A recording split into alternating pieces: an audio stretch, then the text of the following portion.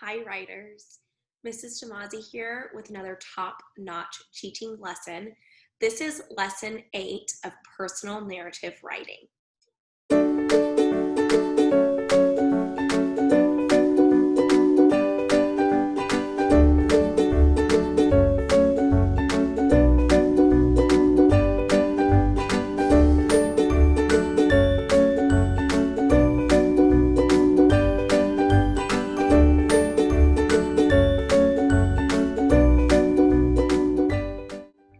Writers, yesterday you worked on making a really great intro and you wanted to hook your reader to get them really excited to read your writing. But today you're going to start drafting a new personal narrative. And so before we do that, let's look at the writing process because yesterday we were working on revising and today we're going to do something a little bit different. As I share my screen, I want you to think in your head, what are we doing today? And today what you're doing is you are drafting. So you were at revising and now we're bumping back up to drafting because today you're going to start drafting a new personal narrative. And before we do that, let's remind ourselves of all the things we know that we need to do when we're writing a personal narrative. We've already reached for the stars and thought about how we're going to attain our dreams. And we've done a really good job of brainstorming small moment memories. Remember, you've already brainstormed 4. You thought about people, you thought about places. So today you're going to practice telling your story, one of those 4 small moment memories, into 3 scenes. And you want to practice how it goes. So you might want to story tell it to a friend, you might want to story tell it to your mom or your dad, or you might want to story tell it just out loud to yourself. Whoever it is that's going to help you story tell it the best before you start writing down your ideas is going to be the best. So watch how I'm going to pick one of my small moments. I picked the oven mitt game because this is something that I love and I'm getting really excited about how Christmas is going to be here soon. And I played the oven mitt game so many times each year and over so many different years, but I had to pick a small moment. So I had to pick one specific time that I played the oven mitt game.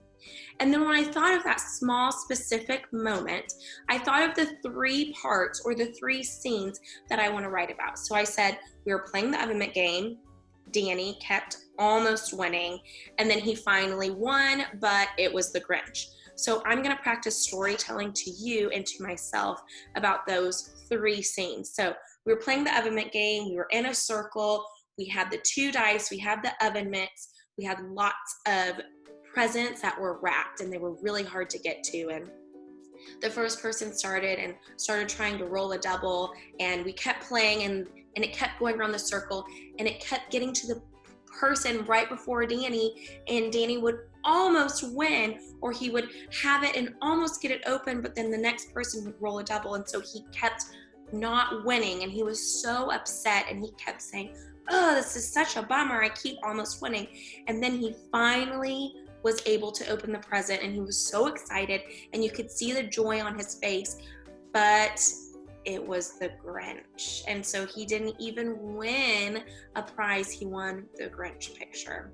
So now that I've practiced storytelling that in 3 scenes, I'm gonna write fast and furiously those 3 ideas, and then I'm going to draft 1 scene. So watch how I practice, okay?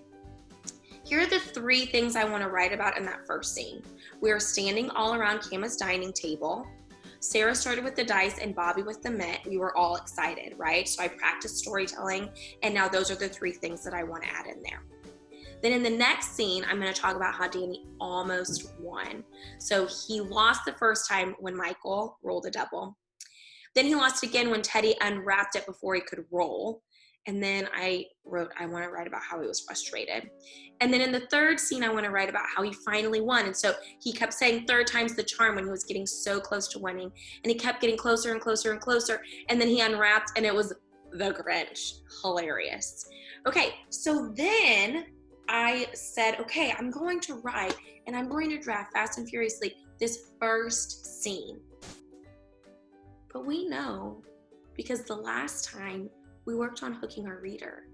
So before I start drafting today, I can think about how I want to hook the reader. So I thought about all of these different ways that we thought it would be great to hook a reader.